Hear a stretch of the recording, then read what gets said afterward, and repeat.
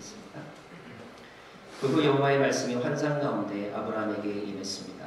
아브라함아 두려워하지 마라. 나는 너의 방편이 내가 받게 될 상이 아주 클 것이다. 그러자 아브라함이 말했습니다. 여호와 하나님이 제게 무엇을 주시겠습니까? 제가 자식이 없으니 제 재산의 상속자는 감사스가 엘리에셀이 될 것입니다. 아브라함이 다시 말했습니다. 주께서 제게 자식을 주지 않으셨으니 제 집에서 난 하인이 저의 상속자가 될 것입니다. 여호와의 말씀이 그에게 말씀하셨습니다. 그는 내 상속자가 되지 않을 것이다. 오직 내 몸에서 나온 사람이 내 상속자가 될 것이다. 여호와께서 아브라함을 밖으로 데리고 나가 말씀하셨습니다. 하늘을 올려다보고 별을 세워보아라. 과연 셀 수 있겠느냐? 그리고 여호와께서 말씀하셨습니다. 내 자손도 이와 같이 될 것이다. 아브라함이 여호와를 믿었습니다. 그래서 여호와께서 아브라함의 그런 믿음 때문에 그를 의롭게 여기셨습니다. 그리고 여호와께서 그에게 말씀하셨습니다. 나는 이 땅을 내 것으로 주려고 너를 갈대아의 우르에서 이끌어낸 여호와다. 그러자 아브라함이 말했습니다. 주 여호와여, 제가 그 땅을 차지하게 될 것을 어떻게 알 수 있겠습니까? 그때 여호와께서 아브라함에게 말씀하셨습니다. 3년 된 암소와 3년 된 암염소와 3년 된 숫양과 산비둘기와 새끼 집비둘기를 내게 가져와라. 아브라함이 모든 것을 여호와께 가져갔고 중간을 쪼갠 것을 서로 마주하게 입었습니다. 그러나 새는 쪼개지 않았습니다. 함께요. 솔개들이 그 쪼갠 고기들 위에 내려왔으나 아브라함은 그것들을 내쫓았습니다. 앉으시면서 주님의 말씀입니다. 기도하겠습니다. 주님 감사합니다. 주의 말씀을 읽는 자들, 듣는 자들, 그대로 행하는 자들이 복이 있다고 하셨는데 그 복을 저희들에게 하여 주옵소서. 예수님 이름으로 기도합니다. 아멘. 하나님은 우리의 모든 것을 아시고 계십니다. 고수는 하수의 심리를 압니다. 생각을 압니다. 아무리 감추려고 해도 척 보면 아는 고수들이 있습니다. 고수 앞에서는 우리는 숨길 수가 없습니다. 하나님 앞에서 우리는 우리의 마음을 숨길 수 없습니다. 아브라함이 하나님에게 마음을 들켰습니다. 어떤 마음을 들켰을까요? 걱정과 근심과 두려움의 마음을 들켰습니다. 그것을 아는 하나님께서 아브라함에게 다가오셔서 말씀하셨습니다. 그것이 오늘 1절의 말씀인데 다시 한번 1절을 한 목소리로 읽겠습니다. 시작. 그 후 아브라함의 말씀이 환상 가운데 여호와에게 임했습니다. 아브라함아 두려워하지 마라. 나는 내 방편이 내가 받게 될 상이 아주 클 것이다. 그 후란 어떤 일 이후를 말하는 것일까요? 14장에 일어난 사건 그 다음의 일을 말하는 것입니다. 14장에서는 어떤 일이 있었습니까? 다른 군대의 침입으로 자신의 조카가 포로로 잡혀갔습니다. 목숨 걸고 그 조카를 구해냈습니다.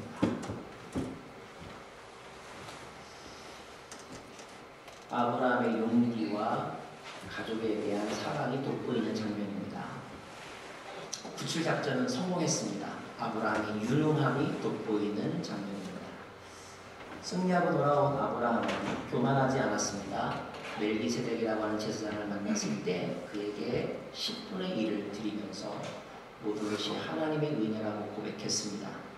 아브라함의 신앙심이 돋보이는 장면입니다. 소돔의 왕이 그가 쟁취해온 모든 재물들 그리고 소돔 왕이 가지고 있는 재물들을 아브라함에게 주겠다고 말했을 때 아브라함은 그것을 점잖게 거절했습니다. 물질과 또 소유에 대한 욕심을 극복하는 훌륭한 모습을 보여주는 그런 장면입니다. 14장 어디에서도 아브라함에게서 우리는 걱정하거나 두려워하거나 아니면 초조한 그런 모습을 볼 수가 없습니다. 영웅 중에 영웅이고 성공 중에 성공을 한 사람으로 그려져 있죠. 그런데 그럼에도 불구하고 그 일 이후에 하나님은 아브라함에게 뭐라고 말씀하시냐면 두려워하지 말라고 말씀하십니다. 왜 이런 말씀을 하셨을까요? 성경에 보면 보통 하나님이 인간에게 나타나셔서 하셨던 말씀이 두려워하지 말라라고 하는 말이니까 그거는 보통 인사말과 같은 것이어서 그렇게 하신 것일까요?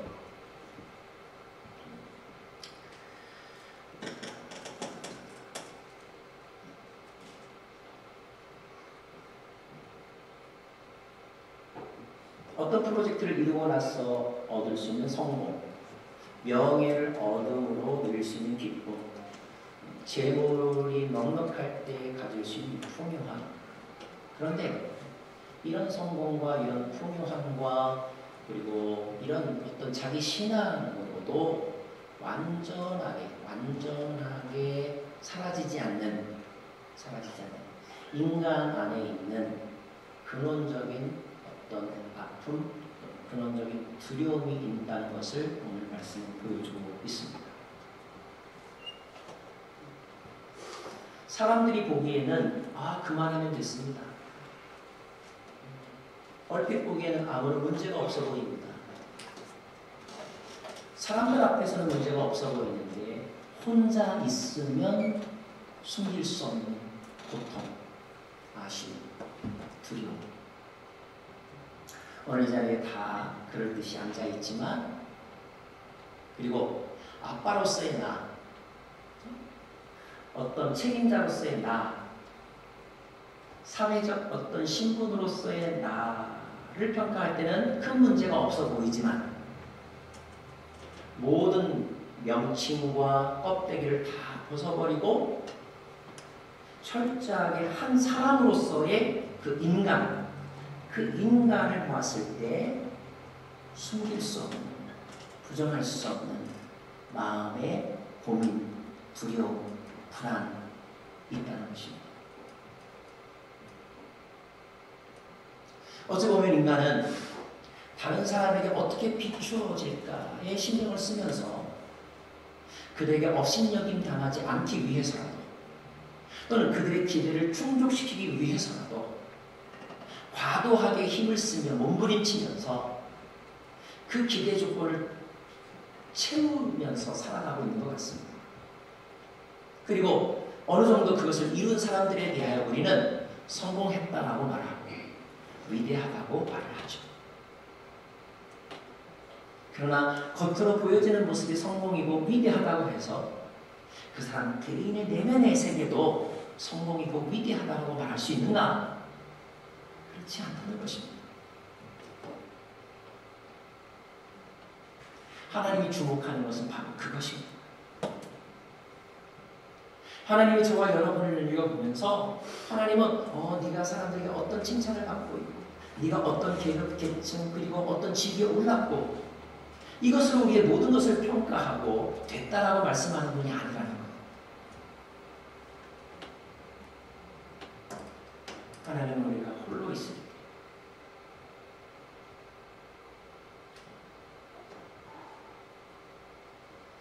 그때 우리 안에서 울고 있는 나, 그 나에게 관심이 있으시다는 것입니다.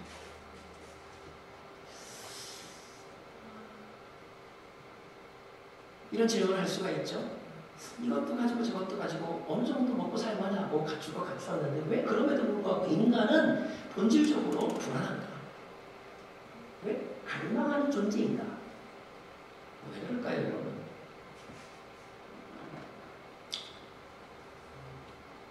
그것이 인간의 원죄예요. 인간이 죄 가운데 태어났기 때문입니다. 창세기 3장 사건을 통하여서 아담의 넘어짐, 그래서 우리가 원죄라고 말하죠. 오리지널 신. 그 원죄를 가지고 우리는 이 땅에 태어났기 때문에 그런 것입니다. 원죄란 무엇입니까? 원죄란 하나님을 떠남으로 경험할 수밖에 없는, 겪을 수밖에 없는 인간의 고통입니다. 그것이 이 땅에 사는 모든 사람들에게 다 있다는 거예요. 그것이 충족되어지고 다시 하나님과의 온전한 하나됨을 경험할 때는 이제 그 불안도 사라지지만, 그러나 그것을 느끼지 못할 때, 순간적으로 놓칠 때 우리는 여전히 불안해질 수밖에 없다는 것입니다. 우리 성도들 자녀 가운데 어떤 때는 잘 놀다가 아주 유독 아빠 엄마를 찾는 아이가 있어요. 근데 한번 아빠 엄마를 찾다가 없으면 그때부터 갑자기 이 아이가 막 불안해지고 떼를 쓰기 시작하는데, 그때는 아무리 주변에서 그동안 잘 놀던 또 지켜보던 어른들이 사탕을 주고 내가 안아줄게, 저기 가자, 달래고 얼르고 막 그래도요 전혀 그것이 통하지 않아요. 이 아이는 아빠만 찾아요. 그리고 아빠나 엄마를 만나면 꽉 끌어안는데 그 끌어안는 그 정도가 정말 철거머리 같아요.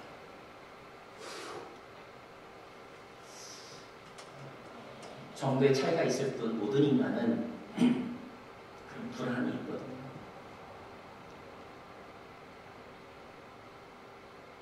내가 하나님의 사랑 안에 거한다는 느낌, 나를 창조하신 절대자와 건강한 관계가 계속 유지되고 있다는 느낌을 의식적으로 또는 무의식적으로 갖게 될 때, 그때 인간은 편안하게 나가 놀기도 하고 친구를 만나기도 하지만 어느 순간 갑자기 아빠가 없다라고 하는 생각이 들 때, 그 절대자가 내게서 존재하지 않는다라고 하는 깨달음을 얻게 될 때 순간적으로 몰려오는 그 불안, 인간은 불안할 수밖에 없는 존재라는 것을 오늘 하나님은 알고 계셨고, 그래서 아브라함에게 말씀하고 계신 것입니다. 실패하고 깨어지고 또 모든 것을 잃어버렸을 때도 인간은 불안할 수밖에 없는 존재이지만, 성공하고 재산을 많이 갖고 사람들에게 인기와 명예를 얻었을 그때에도 인간은 불안할 수밖에 없는 존재라는 거예요. 그 불안은 하나님 그분밖에는 채워줄 수 없다는 것.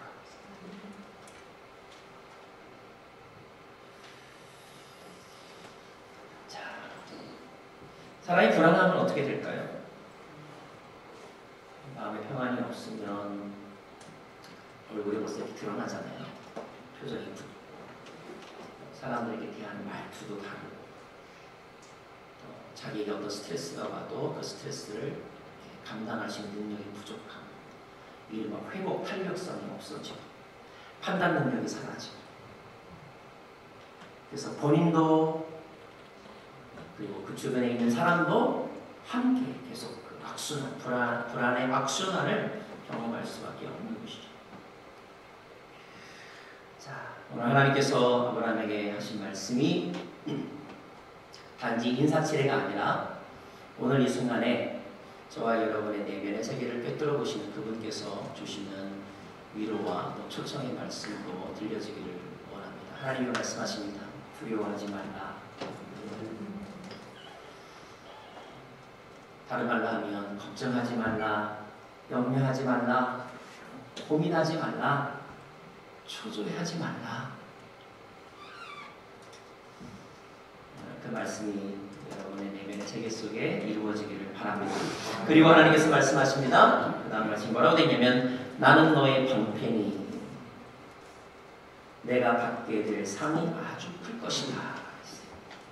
나는 너의 방편이, 쉐르드라는 말 아시죠? 방편. 모든 화살들을 막아주는, 창의 공격을 막아줄 수 있는, 어떤 공격도 견뎌내게 할 수 있는, 나를 보호해 줄 수 있는 방패가 되어 주십니다. 그리고 내가 받게 될 상이 아주 클 것이다 말합니다. 우리말 성경은 이렇게 되지만 옛날 개혁 성경에는 이렇게 되어 있습니다. 내가 너의 큰 상급이다 이렇게 되어 있어요. 그 말은 무슨 말입니까?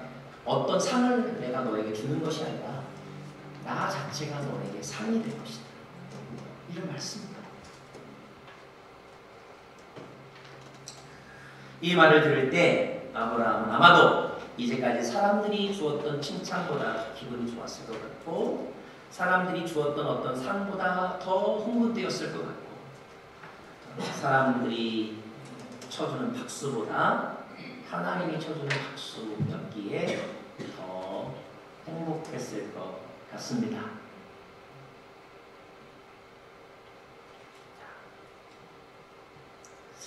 좀 더 깊숙이 아브라함의 그 불안의 그 표면상으로 드러난 이유는 무엇일까? 그 다음 아브라함의 고백을 보면 우리가 알 수가 있어요. 아브라함이 확인하고 싶은 것이 있었어요. 하나님이 고민하지 말라, 염려하지 말라, 내가 너에게 다 줄 거야 라고 말했지만 아브라함에게 해결되지 않았던 한 가지, 그것은 무엇이었을까요? 그것이 바로 3절에 나와 있는데요. 2절부터 제가 읽어드리면, 그러자 아브라함이 말했습니다. 여호와 하나님, 제게 무엇을 주시겠습니까? 그러면서 하는 말이, 제가 자식이 없으니 제 재산의 상속자는 다메섹 사람 엘리에셀이 될 것입니다. 라고 말합니다. 아브라함으로 하여금 결정적으로 하나님이 함께 하셨어, 하나님이 나를 사랑하셨어 라고 평소에 고백하게 하지만 결정적으로 그러는데도 불구하고 뭔가 부족하다고 느꼈던 한 가지가 있었어요. 그게 뭐냐면 바로 자식의 문제였습니다. 아브라함이 하란 땅에 떠날 때 나이가 75세라고 했죠. 오늘 15장이 기록될 때 아브라함의 나이는 대략 한 80세 정도로 추측이 됩니다.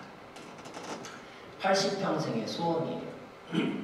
아브라함은 보통 사람들처럼 나이가 들어가면서 그거 포기해야지 그럴 수도 있었을 텐데, 그런데 이상하게 아브라함에게는요 나이가 들면 들수록 더 잊을 수 없는, 내려놓을 수 없는 소망이 있었으니 그 소망이 뭐냐면 자녀 문제였던 거예요. 이 자식이라고 하는 말을 어떻게 다른 말로 풀이할 수 있을까요? 저는 이렇게 풀이해보고 싶어요. 자식이라는 말은 내게서 태어난 생명의 뜻입니다. 그렇죠? 내게서 태어난 생명. 다시 말하면 아브라함은 생명에 대한 소망이 있었단 말이에요. 생명. 근데 그 생명이 어떤 생명이요? 내게서 태어난 생명에 대한 강한 본능, 갈망이 있었다는 말입니다. 이건 아브라함에게 뿐만 아니라 모든 사람들이 가지고 있는 본능이에요. 생명에 대한 갈증. 직접적으로는 내가 살아야 하는 생명이기도 하지만 내가 생명을 남기고 말겠다는 본능이 있단 말이에요. 왜냐하면 하나님이 생명의 하나님이기 때문에. 근데 아브라함은 지금 그것을 누리지 못하고 있는 것이고, 그것 때문에 마음의 한쪽이 늘 이렇게 무거운 짐으로 있는 것입니다.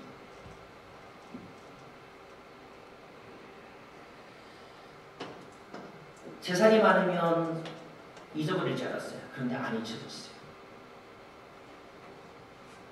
사람들에게 이름이 알려지면 그거 없어도 될 줄 알았어요. 그런데 여전히 남아있어요. 여러분에게도 그런 꿈, 그런 갈망이 하나가 있죠. 포기할 수 없는 야망이 아니라 꿈.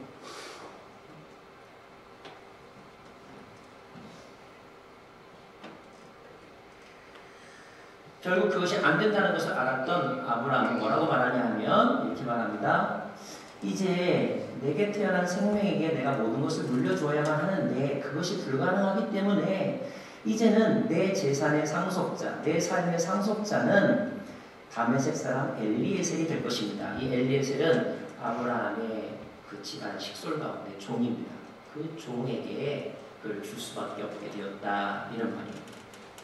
이것이 힘으로도 되지 아니하고 능력으로도 되지 아니하고 우로도 되지 않았던 아브라함이 어쩔 수 없이 포기하고 내려놓고 그리고 타협하여 얻은 결론, 어쩔 수 없다, 이제는 이것이 하나님의 뜻인가 보다, 엘리에셀에게 그것을 주어야 한다는 결론, 이 결론을 지금 아브라함이 말하고 있는 것입니다. 그 결론이 하나님의 뜻일 수도 있어요. 어쩌면 그 결론에 이르게 하기 위해서, 그것에 대한 어떤 욕심이나 집착을 잃어버리게 하기 위해서 하나님은 이 길 저 길을 막으시고, 이리 깨어지고 저리 깨어지고 빼앗기고 낮추시면서 우리로 하여금 그 결론에 도달하게 하실 수 있습니다. 그렇게 본다면 아브라함에게 자신의 재산을 엘리에셀이라고 하는 사람에게 줄 수밖에 없다고 한 것은 아브라함이 모든 것을 다 포기했다는 뜻이고, 이 문제에 있어서 내가 더 이상 할 수 있는 것이 없다라고 하는 겸손 내지는 내려놓음의 고백일 수 있습니다. 만약 이것이 하나님이 원하시는 대답이었다면 하나님이 그렇게 말씀하실 거예요. 그래, 내가 그 대답을 원했어 라고 말씀하셨을 거예요. 그런데 그렇게 말씀하실 수도 있지만 오늘 말씀은 조금 다릅니다. 조금 다릅니다. 4절 말씀은 중요하네요. 4절 말씀 같이 볼게요. 시작. 그러자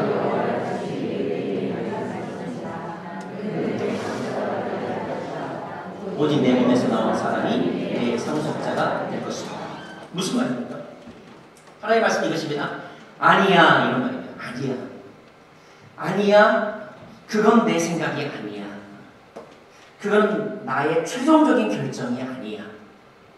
나의 생각과 나의 최종적인 결정은 나는 네 몸에서 생명을 낳게 하는 것이야. 이렇게 말씀하고 있어요. 두 가지를 우리가 여기서 볼 수가 있어요. 첫째, 하나님 말씀. 아니야 라고 하는 이 대답은 어떤 과정 끝에 나온 말씀인지 아세요? 아브라함이 해도 안 되고 해도 안 된 상태에서 저는 아무것도 할 수 없으니까 이것만이라도 감사합니다 라고 하는 결론에 이르게 되었을 때 그때 나오는 대답이 아니야.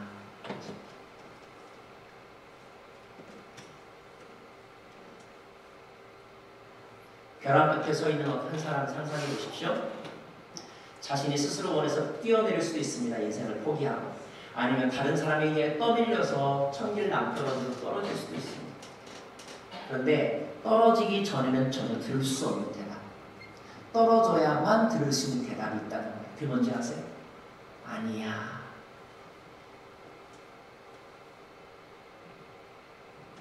아니야. 나의 결론은 그게 아니야. 이 대답은 우리가 벼랑 끝에서는 들을 수 없는 거예요. 떨어져야만 들을 수 있는 하나님의 신비입니다.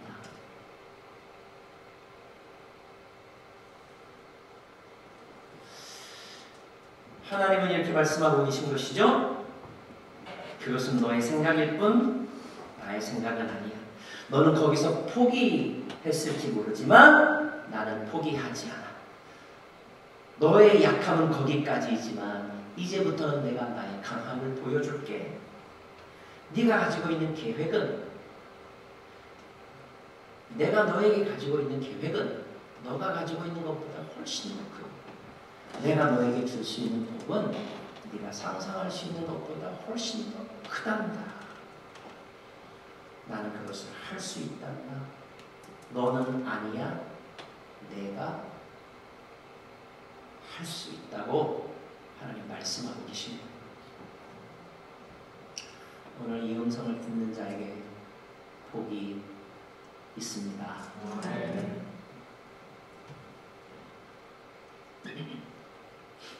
놀라운 것은 이 말씀에 대한 아브라함의 반응입니다. 6절 말씀 보겠습니다.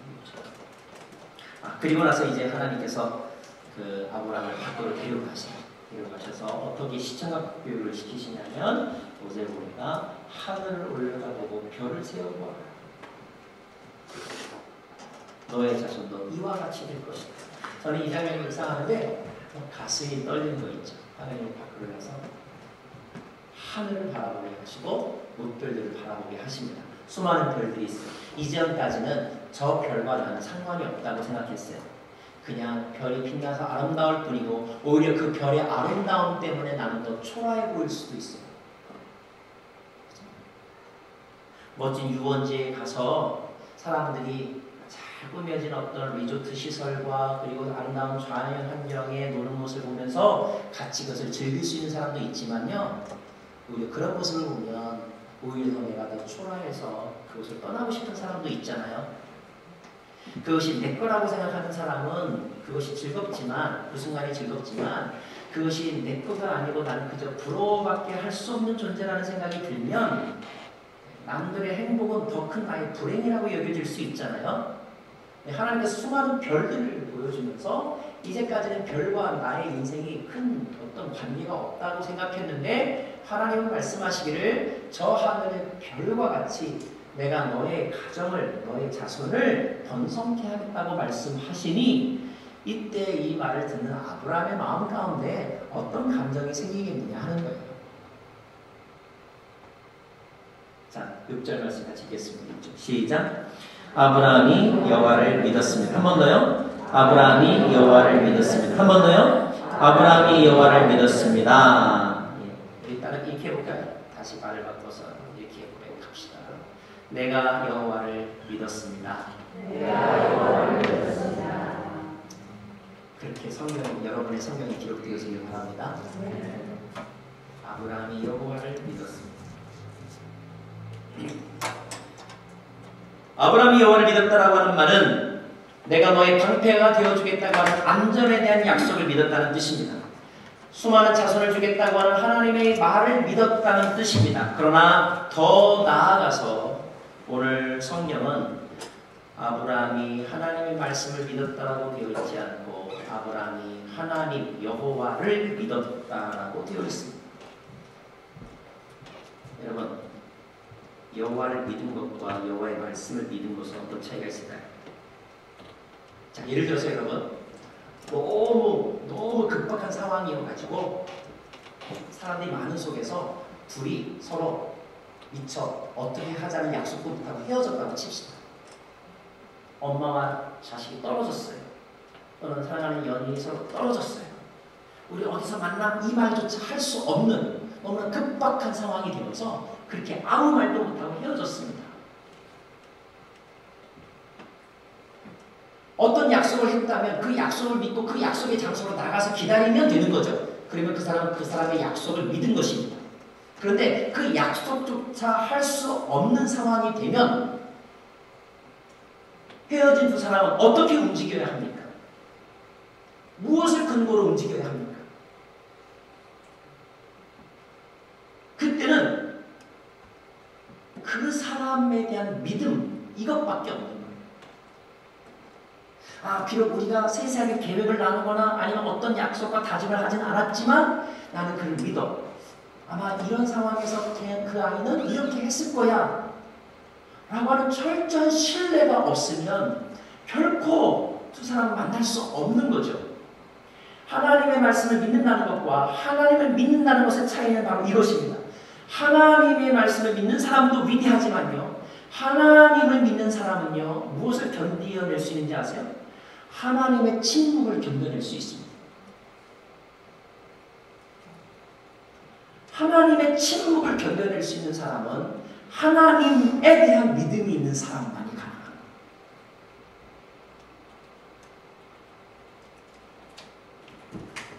믿는다는 말은 지지한다는 뜻이죠. 신뢰한다는 말입니다. 바뀐다는 뜻이에요. 어그리한다는 뜻이고 트러스트한다는 뜻이고 나의 로열티를, 충성을 그에게 드린다는 뜻입니다. 믿음이 얼마나 중요한가요? 여러분, 공중 그네 타기를 하는 공개사들에게 필요한 것이 무엇이죠?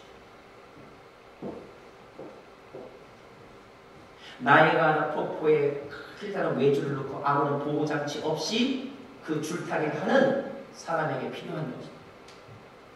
커다란 악어의 입에 머리통을 집어넣고 관람객들에게 쇼를 보여주는 동물 조련사에게, 그리고 그 조련사의 머리를 입속에 담고 있는 악어와의 사이에 있어야 될 것은 무엇일까요? 어쩔 수 없이 떨어져 지낼 수밖에 없는 부부나 사랑하는 사람들에게 있어서 있어야 될 것은 무엇일까요? 그리고 지금 여러분과 저와의 관계에서 있어야 될 것, 그리고 지금 우리와 하나님과의 관계에서 있어야 될 것, 그것은 무엇일까요? 믿음이죠.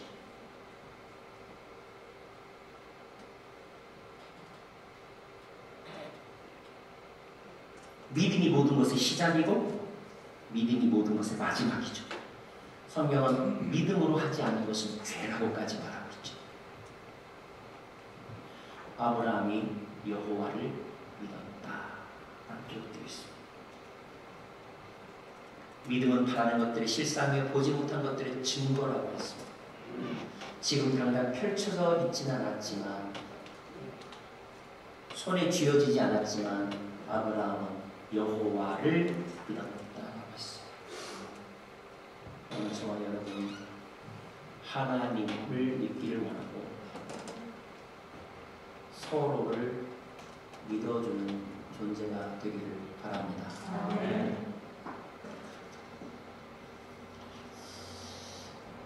믿음이 생기면, 회복되면 어떤 일이 일어나나? 먼저 두려움이 사라집니다. 마음의 평강이, 그리고 삶의 주도권을 되찾게 됩니다. 겉으로 보기엔 똑같아요. 겉으로 보기에는 똑같이 떨어지는 거지만 믿음을 가진 사람은 스스로 떨어지는 거고요. 믿음이 없는 사람은 떠밀려서 떨어지는 거예요. 겉으로 보기에는 직장을 그만둔 거지만 믿음이 있는 사람은 스스로 그 직장을 내려놓는 것이고, 믿음이 없는 사람은 쫓겨나는 거예요. 삶의 주도권을 가지고 있느냐, 가지고 있지 않느냐 매우 중요한 것입니다. 그것은 인간의 행복감을 결정짓는 데 치명적이죠. 결정적입니다. 믿음을 가진 사람은 어떤 상황에도 감사하는 마음을 가질 수 있죠. 또 하나, 그런 믿음을 영적으로 하나님은 얼마나 귀하게 여기시는지 6절 그 다음 말씀이 표현되어 있는데, 아브라함이 여호와를 믿었으니 그래서 여호와께서 아브라함의 그런 믿음 때문에 그를 어떻게 해요? 의롭게 여기셨다. 그런 믿음 때문에 그를 의롭게 여기셨다. 의로 여겼다라고 하는 말은 쉽게 말하면 좋게 보셨다, 이뻐하셨다, 옳다고 인정하셨다, 그런 말입니다. 성경에서 이 신칭의 믿음으로 구원을 얻는다라고 하는 교리가 처음으로 등장한 곳이 로마서가 아니라 창세기 15장입니다. 굉장히 중요한 사건입니다. 하나님이 아브라함 믿음 때문에 그를 의롭게 여기셨다. 여기에서 모든 것이 시작이 되는 거예요. 여기에서 모든 것이 시작이 되는 것입니다. 경험담 잠깐 말씀드릴게요. 이번에 이제 2주 전 월요일 날 이제 한국을 방문하기 위해서 시애틀 공항에 가게 되는데, 모 항공사에서 고객 유치 일환으로 한 1년 전부터 셔틀 버스를 운행을 했어요. 그래서 그 셔틀을 타면 이제 버스로 갔다가 시애틀에서 이제 한국 비행기를 타고 가거든요.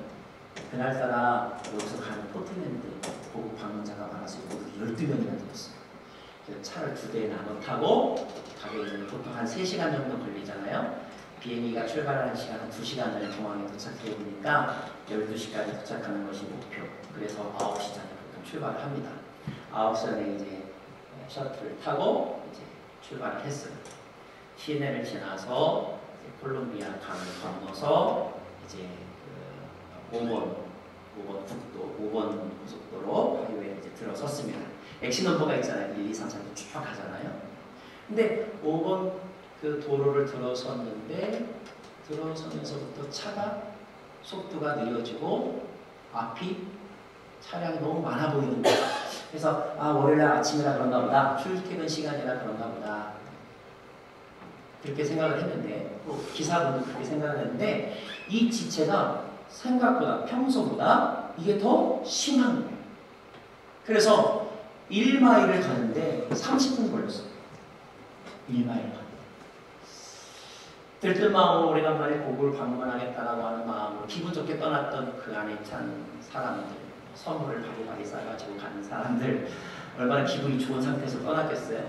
그러나 좀 견딜만 했어요. 왜냐하면 이 구간만 지나면 뚫릴 것이니까. 그리고 다 이런 것까지 감안해서 출발 시간을 이렇게 정했던 것이니까. 근데 웬걸요? 차량의 정체는 풀리지가 않았어요.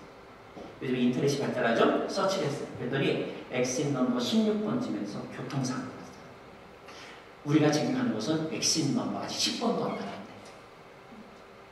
그러니까 그 교통사고의 여파가 굉장히 길게 이어서 온 것입니다. 사람들의 설레임과 기쁨은 점점 더 가라앉기 시작했어요. 그리고 이제 그 걱정과 불안을 이기기 위해서 서로 막 이야기를 하는데 뭐 해도 될 말, 안 해도 될 말들을 이야기하면서 이제 그 불안을 이겨내는 것 같아요. 이마에 가는데 1시간이 걸렸어요.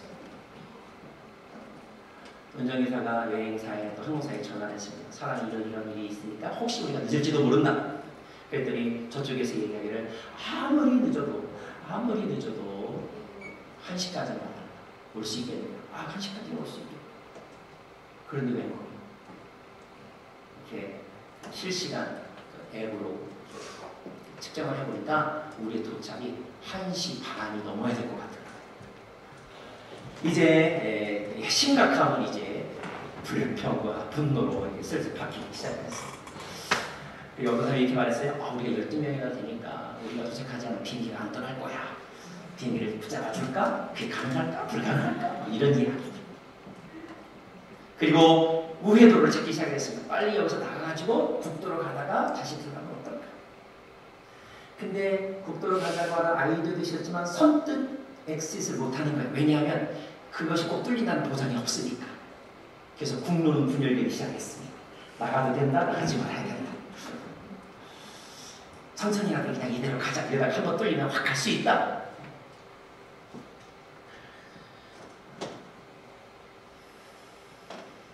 그때 운전기사 하시는 분이 뒷자리에 앉아있던 제 차의 여성분, 다른 차의 여성분이었는데 한 할머니에게 말을 걸었어요. 이 할머니는 탈 때부터 이렇게 교회 다니는 사람 냄새가 나는 분이었어요. 할머니, 교회 다니시죠? 예, 기도 좀 해요. 빨리 좀 뚫리게. 농담 반, 약간 비아냥 반 이렇게 기사분이 얘기했어요. 근데 그때 할머니가 이렇게 기도하시더라고요. 대답하셨어요. 벌써부터 기도하고 있었죠. 그 자리에 아저씨가 뭐라고 기도했는데요? 길이 이렇게 막히는데 어떻게 어쩔 수가 없지. 그냥 안전하게만 가게 해달라고 기도했어. 운전기사는 지금 빨리 길이 열려가지고 쉥하게 가게 해달라고 기도하려고 부탁했는데 이 할머니의 대답은 길이 이렇게 막히는데 어떻게 그냥 아무 사고 나지 않고 빨리 안전하게 도착하게 해달라고 기도했어. 근데 그 말이 그 차 안에 있는 사람들의 마음에 굉장한 평화를 주었어요.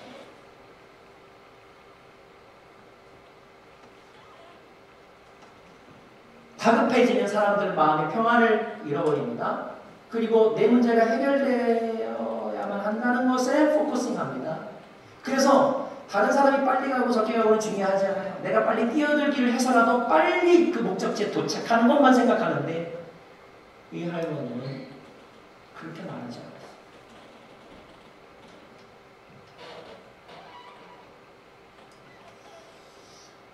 약간 농담으로 시작했던 기사분이 좀 심각해졌어요. 그리고 계속해서 차선을 바꿉니다. 조금이라도 빈틈이 있으면 이쪽으로 갔다가 조금이라도 빈틈이 있으면 이쪽으로 뛰어들기 하다가 한국식 드라이버를 하는 거죠. 그 다음에 할머니가 또 이렇게 얘기하셨어요. 기사 양반 너무 걱정하지 마. 기사 책임이 아니야. 타면 타고 못하면 못하는 거지 뭐. 너무 초조해하지 말아요. 그렇게 얘기를 해주셨어요. 그 말에 기사분도 마음이 많이 안정이 된 것 같았어요. 차 안에 있는 사람들도 물론 빨리 가면 좋겠지만 어쩔 수 없는 상황이라는 것을 받아들일 수밖에 없었고 그래 상황도 이러한데 우리 마음까지 불안하면 어떡해. 마음이라도 편하게 가자라고 생각하는 것 같았어요. 3마일 가는데 1시간 반이 걸렸어요. 그래도 여전히 엉금엉금 가고 있었는데 저는 참 마음이 목사로서 뒤에서 내가 목사라고 티는 안 했지만 참 고마웠던 게 이분은 우리가 어떻게 기도해야 하는지를 알고 계시는 분이구나. 이분은 우리가 교리적으로 하나님을 믿는다라고 하는 말을 우리의 삶 속에서 어떻게 보여주는지를 증거하시는 분이구나. 참 귀한 분이구나. 제가 그분이 어떤 교회 다니시는 분이었는데 우리 교회 분은 아니었어요. 그런데 그 교회 다니는 90세 된 할머니, 혼자서 가시는 90세 된 할머니였는데 너무 감동이 되었습니다. 조금 더 가게 됐는데 운전기사한테 문자가 왔어요. 문자의 내용이 뭐냐면 이거였어요. 한국에서 시애틀로 오는 비행기가 딜레이 되어서 1시간 늦게 도착한답니다. 저희는 시타크망에 1시 40분쯤에 도착했어요. 원래 비행 출발은 2시 10분인가였는데 늦게 도착한 비행기 여기에 우리는 2시 50분인가에 출발했고 우리는 공항 시큐리티를 통과하고 비행기를 탑승하는데 아무런 문제가 없었어요.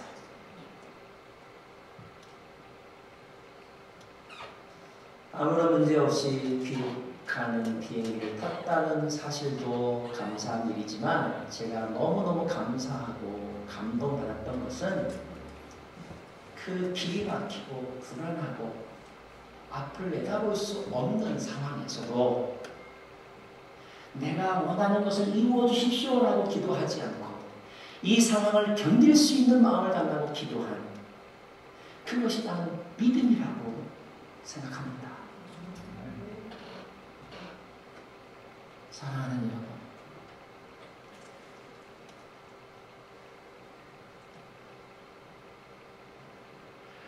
하나님을 믿으십시오.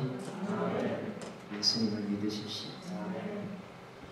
아브라함이 하나님을 믿었다고 고백했다면 이 시대에 우리가 가져야 될 믿음은 예수가 그리스도이심을 믿는 것입니다.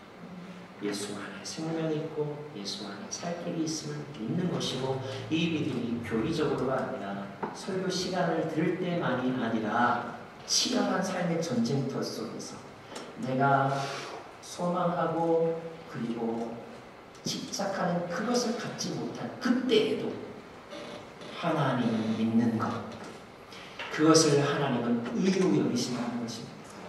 그것을 이쁘게 여기신다는 거예요. 그리고 모든 것을 책임져 주신다는 것입니다.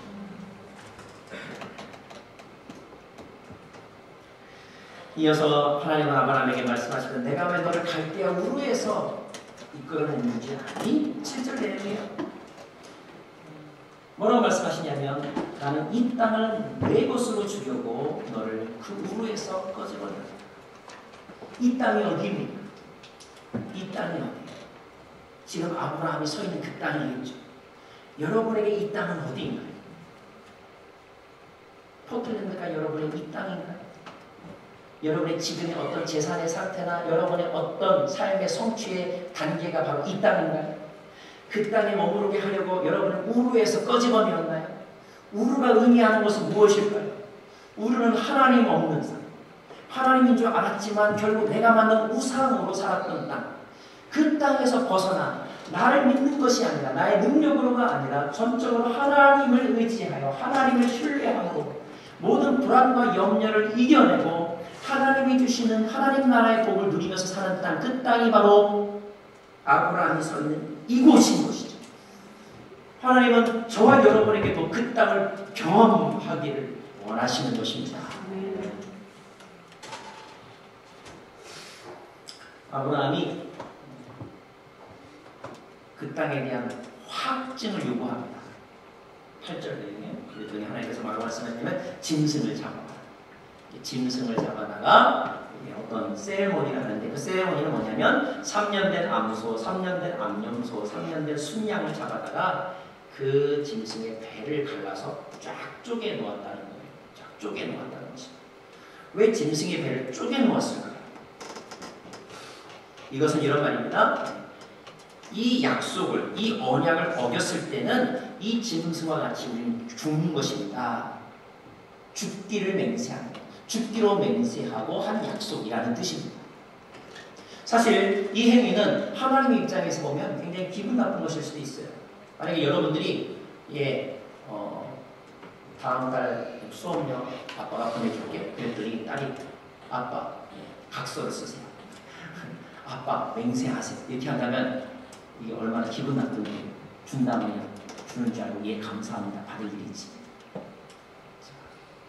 그럼에도 불구하고 하나님께서 아브라함이 이 일을 하도록 하시고 그리고 배를 갈라 하십니다.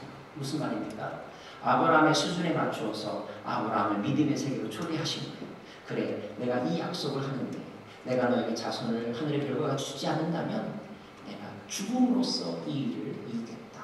이런 약속을 보여주신 것입니다. 여러분 생각나는 하나의 사건이 있죠. 예수님께서 마지막 성찬하실 때 떡을 떼어주시죠. 빵 그리고 잔을 나눠주시죠. 잔을 나눠주시면서 주님께서 뭐라고 말씀하셨냐면 이것은 생명을 주는 언약의 피라고 말씀하셨어요. 언약의 피라고 하는 것은 무슨 뜻입니까? 하나님이 약속하셨는데 그 약속을 지키지 않으면 이 피로서 죽음으로써 이 약속을 내가 맹세한다 이런 뜻입니다. 그럼 우리는 성찬을 받을 때마다 아 하나님은 이 약속을 죽음으로써 끝까지 지키십니다. 그 하나님의 마음을 읽어야 하고 그 하나님의 마음 안에서 흐트러진 우리의 믿음을 다잡아야 하는 것입니다. 결론은 우리가 잘 알죠? 자, 아브라함에게 주신 방패가 되어주고 자손을 주겠다고 하는 이 약속은 이루어졌습니까? 안 이루어졌습니까? 이루어졌죠. 아브라함의 후손들이 지금 이스라엘 민족이니까 정말 하늘의 별과 같이 많은 자손들을 낳게 하셨죠. 이루어졌습니다. 자, 그렇다고 한다면 예수 그리스도 안에서 저와 여러분과 맺은 하나님의 약속도 이루어질 것입니까? 이루어질 줄로 믿습니다. 그 이루어질 줄로 믿을 때 하나님을 의로 여기시고 하나님 나라의 모든 것들을 보호하심, 인도하심, 충만케 하시는 은총을 누리게 하실 줄로 믿습니다. 기도하겠습니다.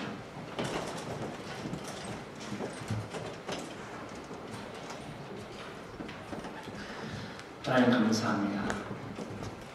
우리가 하나님을 믿을 때, 우리가 하나님이 보내신 예수 그리스도를 믿을 때 주님 우리를 의롭게 여기시고 구원과 하나님 나라의 주인공 되게 하실 줄로 믿습니다. 예수님 이름으로 기도합니다. 오늘 비장한 주일인데 준비한 찬양을 올려드리면